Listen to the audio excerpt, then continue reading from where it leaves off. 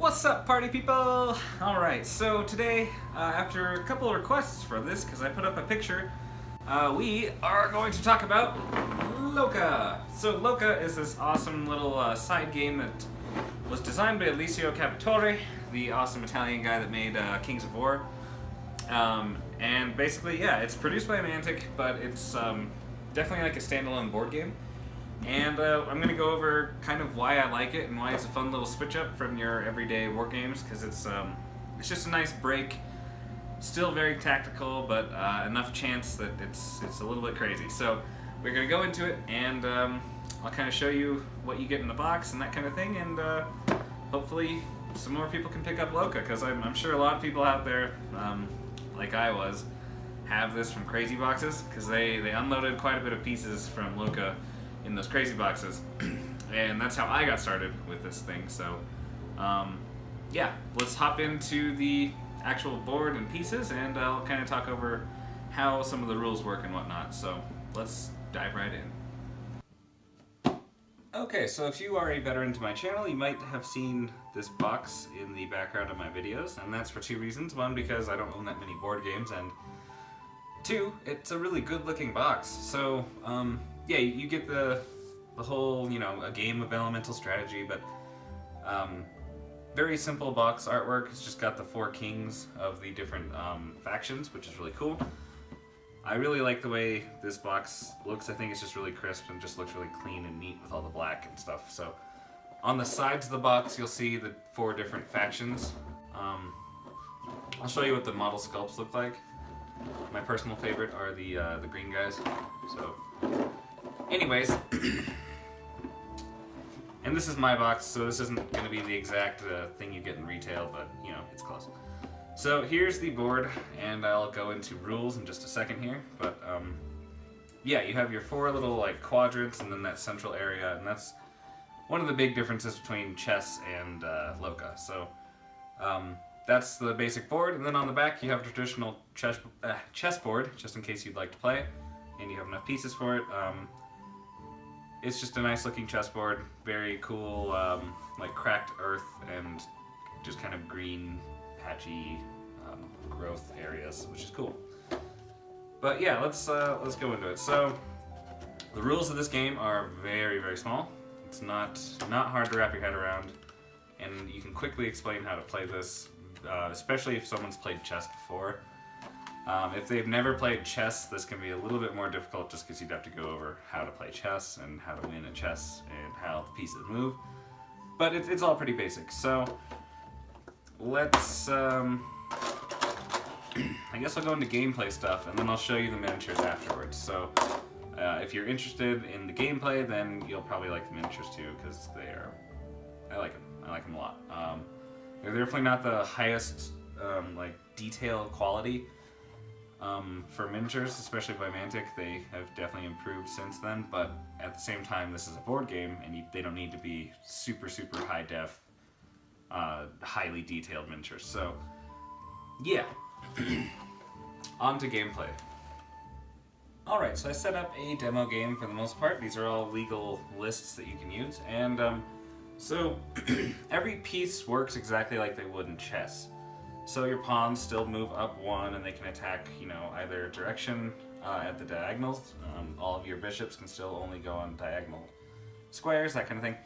So the actual rules of it are all the exact same as chess, but obviously there's some key differences. So you don't have the full roster to work with. So in every game that I've played, I always played 160 points per faction. And so basically, you have to select which guys you want and what fits your playstyle, and it's really neat. So first off, one of the most important things about this game is that it's a team game. So the air guys and the earth guys are on the team of good. These are good guys. So they are working in tandem to try to overthrow or take down the red and blue guys. So these guys are evil. As you'll see in their sculpts, they look a lot more evil, and these guys look a lot more, good. So the best way to play this is with 4 people, each controlling one faction, and with not much communicating in between the 2 people. You can also play this 2-player, which is also pretty fun. because then one player is going to take all the good guys, and then one player is going to take all the bad guys. And you can kind of play with some shenanigans because you kind of have pieces on both sides of the board, and it's a huge advantage to control both factions as opposed to just one. Because I've played this game with 3 people before, and I thought it'd be easier for them to just control one faction, and I would control 2. But having the exact same brain and being able to think with multiple facets of the same thing can kind of yield to a big advantage. So if you can try to play with 4 people, that's definitely the best way to do it, because that way you don't know what's going to happen every time. And when you do play with the other stuff, like if you play 2-player, then it's fair because you're both doing the same thing. But I've played 3-player. It's still really fun, but I feel like the guy playing by himself has a huge advantage. So there's my spiel. So let's talk about how the game actually functions. So you pick 160 points, or at least that's what I've played. You can play with higher point values, which could be really fun. It could be some crazy shenanigans doing that. But yeah, so basically you have to pick a king, because the king, that's the whole point of chess, right? You have to take out the king. So you have the kings. Each person puts down their king first, and then so you do a roll off. Whoever wins puts down their king very first, and then you just go clockwise from there. And I've always found that putting the king in the corners, like the side 2 spaces around there, is the best, most advantageous place for them, because you might think it might get them boxed in, but they're just way too many threats if you're out in the middle. So there's a quick strategy point. But just like chess, the point is to get the king. In this one, you don't have to like checkmate him, so you don't corner him and get him totally screwed. He's just like any other piece. He's just the weakest one. If you get in combat with a king, it's almost guaranteed that you'll have a big advantage on him. So keeping your king safe, just like you would in chess, is still very important. So you have to take 1 king in any army, and then the rest of it is up to you. So each piece is assigned a points value, which is really cool. So the rooks, because there's so much lateral movement, they are worth 50 points, which is pretty steep. The bishops are worth 40, because again, they cover so much area. They're also pretty good. And then you got 30 points for knight. And then the doozy, which is 90 points for a queen. Queens are just, their points value, everything is pretty well balanced, I think, because they can do work. Because the queen just being able to go in any direction and do whatever is just, cannot be underestimated. I personally like to, especially if I'm controlling 2 factions, I like to at least have 1 queen between the 2 of them. I feel like that gives you a lot of flexibility. And then, you know, the other team that doesn't have it, so like kind of how I set this up.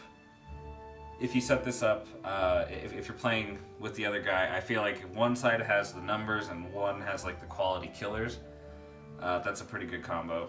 Again, you don't ever want to have no pawns either, because pawns are really important for keeping your king protected from just getting completely wrecked. So let's talk about combat. So I'm just going to set up some stuff in the middle. I'm not going to worry too much about how everything else on the sides of the board are going to factor into it. Before I jump into combat, there's also terrain features, which is a neat little thing that adds just an extra bit of flair to Loka. And so these aren't all of them, and you randomly select them, and then you randomly just grid it out. So you just roll a d6 and then roll another d6, and then it's going to be somewhere around here. And what's really neat about the terrain features is how they can interact with you. So there's different ways that they can. For example, like the lake is just a straight up impassable. No one can go through it. The only thing that can go, you know, even close to it is like a knight that can jump over, because knights can always go over pieces. So it's just fun because it really messes up with your initial strategies and ideas and thinking, and it makes just that extra layer. Some other cool ones are like certain pieces, like I think only pawns can go into the forest pieces, and then if you're attacking a pawn that's in there, they get a terrain bonus. There's a lot of different ones like that, but for different pieces. There's one for a rook, a bishop. Pretty cool stuff. This one I think is really neat too. It's a mountain canyon. So the way this is designed, you can see it. It's like a pass. So if you were a piece, you could not cross this way. You can only go through the mountain pass. So neat little features like that just bring an extra element of fun to the game. And then lastly, you have the crazy vortex, which is really fun because basically you go into the piece, and then if someone else was standing on the other side of it, you can attack that piece and pop up over there. And then bishops, because they're all kind of like casters, they're all kind of wizards and that kind of thing in this universe, in this game, they can actually like fly through this portal and then pop out of this portal, which is really handy because bishops are locked down on a certain color. They're either black or they're white, but this one, if there's a portal on the field, you can actually jump around. So you can just like swap between black and white. So that's really neat. Anyways, let's talk about combat, because this is the crux of the game. So I'm not going to overcomplicate things too bad, I don't think, but basically, if you have a guy, you have to try to work in advantages in order to kill the other piece. And there's always a chance that you can fail in this game, which can lead to some crazy hilarity. But so the basics of this is if you, let's take a bishop. Bishop's an easy piece for this. All right, let's say I'm green, and my bishop wants to take this pawn. It is a dice test, and the way the dice works, it's kind of like a hierarchy system. You start with a d4, which is the lowest possible, so your king is almost always going to have a d4. And then you get attack bonuses and defense bonuses. So first off, the one of the most obvious and important ones that comes into this game a lot is the piece hierarchy. So it goes, pawn, knight, bishop, rook, queen, and then, queen's top dog, obviously.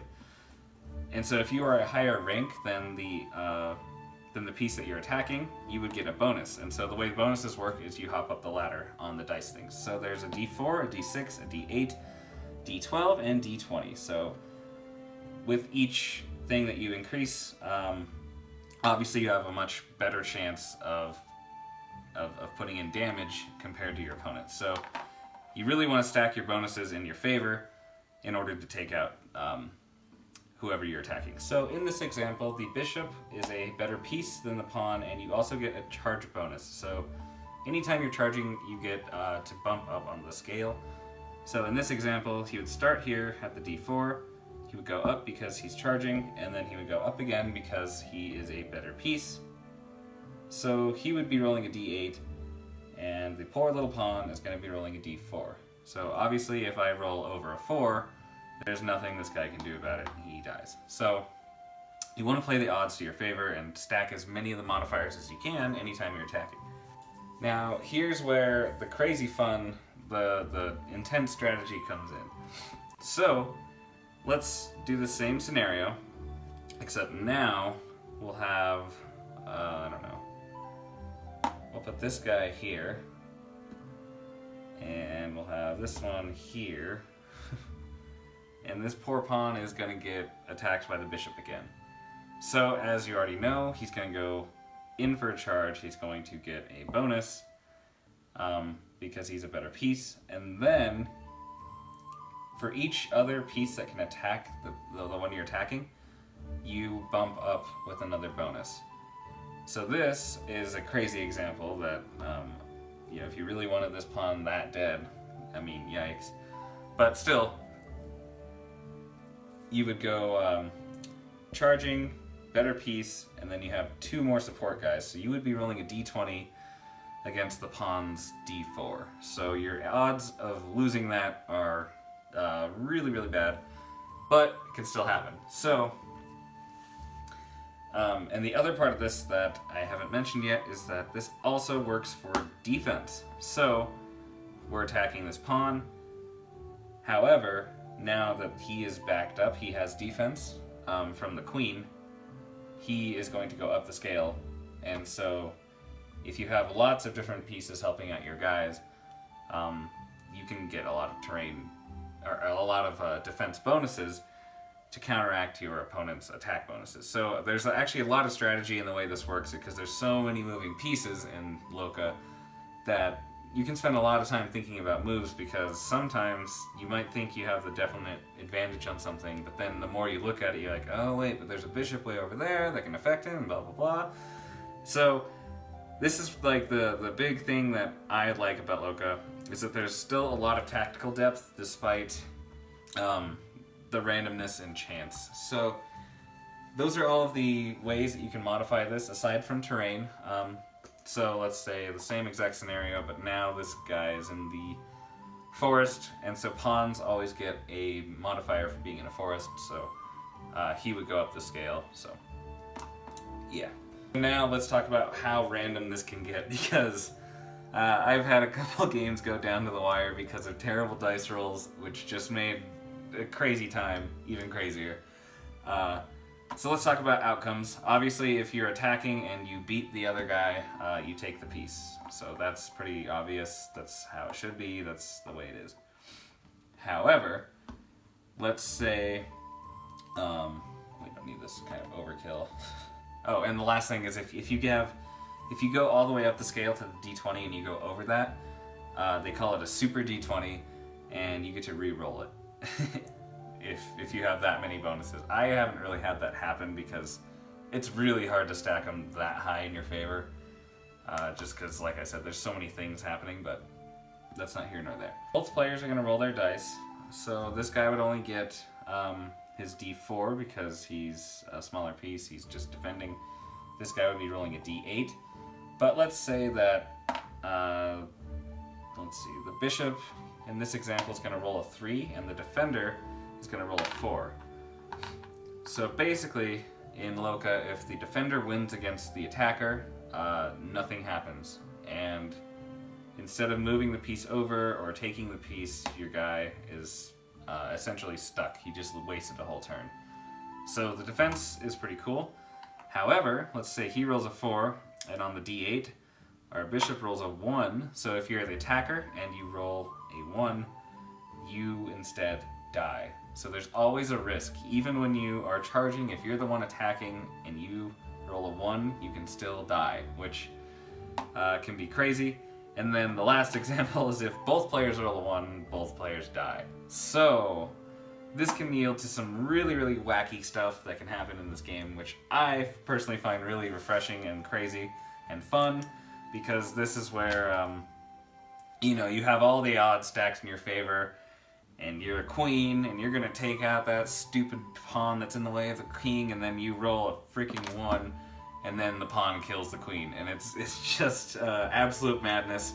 If you hate that kind of stuff in games, like total chance, this might not be the game for you, but I personally think it's a nice, refreshing, ridiculous, or potentially ridiculous aspect of the game, which I think is really fun. So there is some shenanigans, and you can't always count on what you have planned in your head to work, because it can turn sideways on you really quickly. But I really like the way that you have so much to think about in order to try to stack the odds in your favor. So obviously if you're rolling like a D12 and the other guy's only rolling a D4, you're way, way, way likely to take him out. So I like the way that the strategy still matters, but I like that there's always a fighting chance and you never quite know exactly how things are going to go.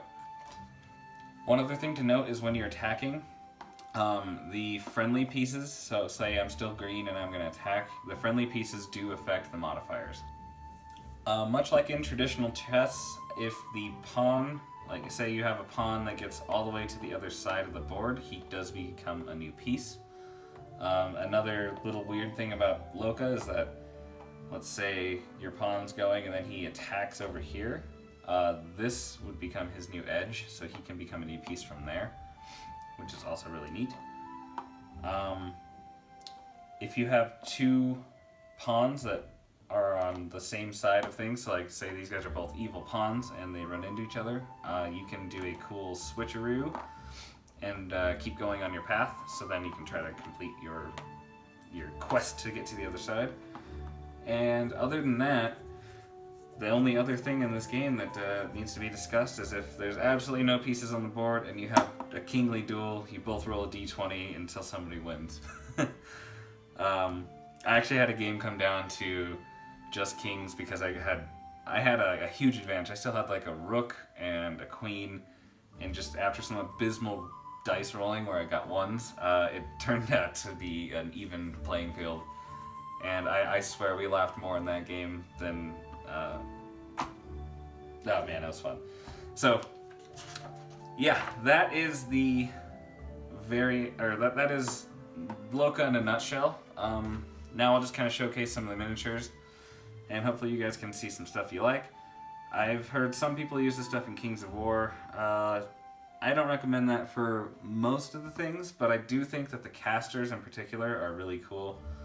And I like this Earth Elemental even though he's pretty small. So let's just kind of show you, I'll just show you some of the miniatures, each thing, and I think we'll wrap up this video. So hopefully you guys enjoyed that little mini demo, and hopefully it inspires you to go play, because I got the set in the Crazy Box, like I said, and then I got really curious in the game. I found the rules, and then I actually made my own board, tried it out, and I was like, wow, this game is really fun. I should get the full thing. So yeah, I actually have an additional set of yellow guys, and an additional set of red guys. So I have a full chess set of these guys.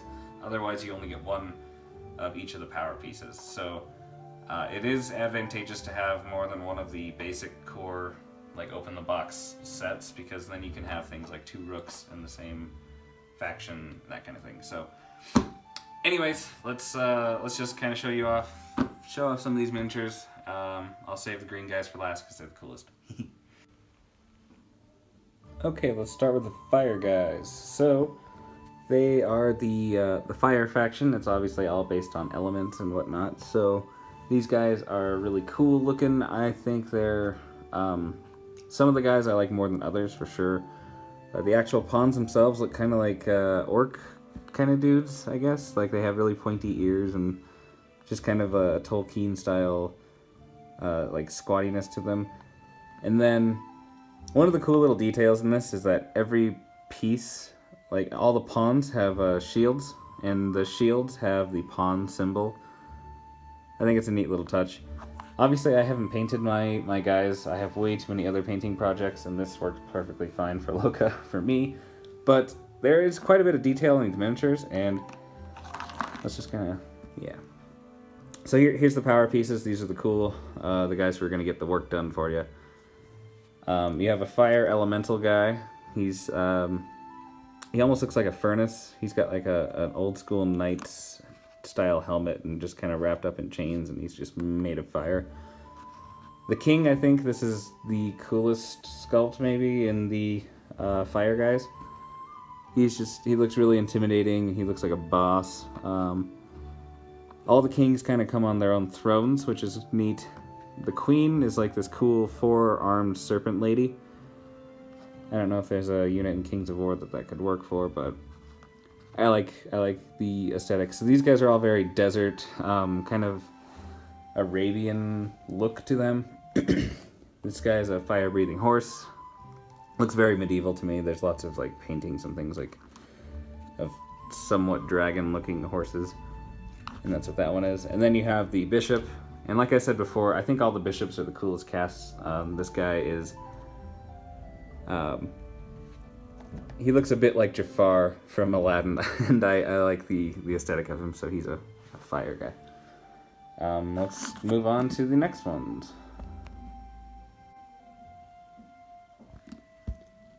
Let's move on to the air dudes. So the air guys are all feathery and kind of bird-like, and they look just like basic human kind of guys. They have some cool features. Again, the pawns have like the pawn symbol on their shields, which I find really neat. But let's talk about power pieces, because that's what we're here for. This is a very cool caster. He looks like Gandalf the Grey. He's just got a very classic wizard vibe to him. Flying on the cloud. He's got the big rod. He's got the the bird on the arm. He's just a really cool model. Super long beard, Gandalf hat, Merlin hat, whatever you want to call it. He does still have like the bird kind of feathery aesthetic, so he still ties in with the army. I really like him. Then you got this cool Griffin model. This is your knight. I like that all the models in Loka are very clearly what they should be. You don't look at that and go, oh, I wonder what piece that is. Like, you immediately know it's a knight. So that's a cool one, too. And then we got the air elemental, which I feel is one of the hardest things to model or come up with a concept for, just because it's air, and it's always hard to figure out what it's going to look like. I've seen some... this is a pretty common spread idea, just like a whirlwind of stuff. This one has some random swords sticking out and things like that, so... there's not a ton of air elementals on the market that I've found, really. I think he's pretty cool. Very obvious to be a rook, especially when next to the other guys. And then you have the king guy, who I think looks a lot like... well, the king and queen, they both look like the Hawk girl, I think, is this her name? From DC Comics. She's in, like, Justice League and whatnot. I just remember her from the cartoon, honestly, but they have that very hawk-like aesthetic to them. And then again, she's got a shield and she has the queen symbol in her shield because she's a total beast. But yeah, good detail on the wings. Some of the air gusts look very Greek, I think, in the way they kind of curl, just like old Greek statues. So there's the air faction for you. Next up, we have the ice guys, and I think they have some of the best looking pawns because they just look really detailed. They have like the really Norse-style Viking helmets, which is a cool aesthetic for undead. As a guy who has the undead Kings of War army, I think these guys would be a nice addition to some sort of unit. They're a little bit bigger in scale, so they could be used as some sort of hero, maybe.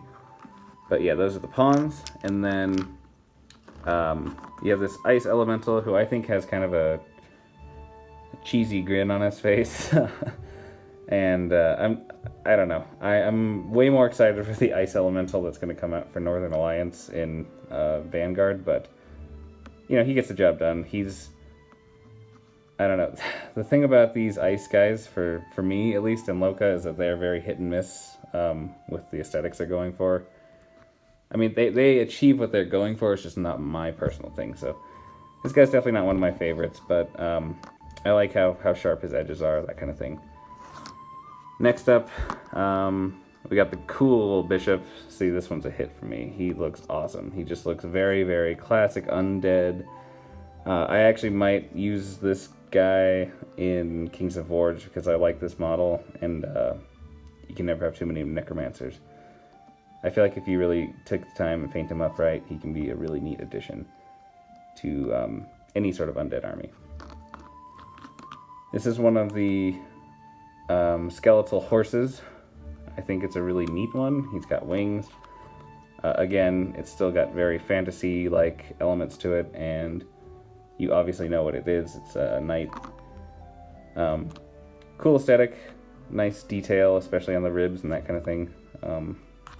Next up, the Queen. The Queen has a similar aesthetic as the gargoyles in Kings of War, which isn't necessarily my thing, but she looks pretty beastly. Big old claws, and not my favorite of the queens for sure. I'd probably say the air and fire are the two best queens. But yeah, if that's your thing, that's your thing. So there she is. And then lastly, you got the king, and I like the way he looks. He looks like he's been on this throne forever and ever, like he's just frozen in ice, just stuck on there, clinging on for dear life. The actual throne itself looks like a backbone with a skull on top. It's pretty neat. So, cool king, cool bishop, really cool pawns, and the rest I could kind of, yeah, knights are pretty good too. Personal favorite of the factions, the Earth guys. So, again, knights have the pawn symbol on their shield, and I just really like the fact that they have like these stumpy looking dwarf guys. They look almost like dwarf berserkers with the hairdos and stuff like that. Big fan of the pawns, just a nice looking dwarf miniature. And then power piece wise, we'll work my way up. I'm not a huge fan of the centaur. He's in the Kings of War rulebook a couple times, like his picture. If you're ever wondering what that model is, here it is.